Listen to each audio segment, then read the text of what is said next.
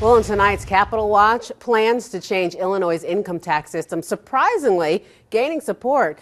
Now, this despite lawmakers' hesitance to touch on anything tax-related during an election year. News Channel at 9's Mike Brooks breaks down the tax overhaul plan and why it may spell bad news for schools already struggling with reduced state aid.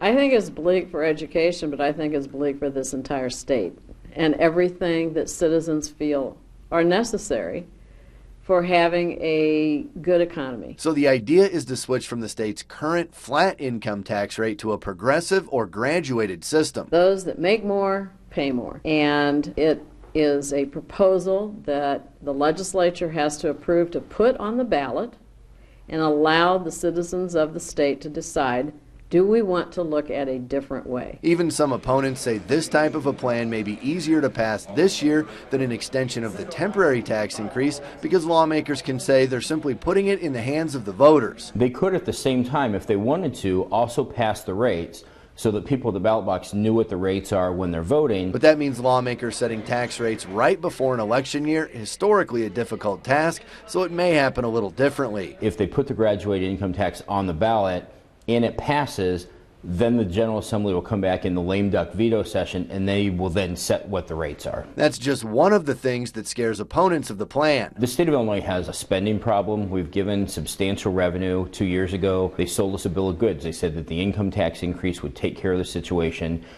We have continued to spend more. We continue to have about an $8 billion unfunded budget deficit. So we're adverse to giving them additional tax money before they make the difficult choices to rein in spending. In Springfield, Mike Brooks for News Channel at 9 on Fox, Illinois.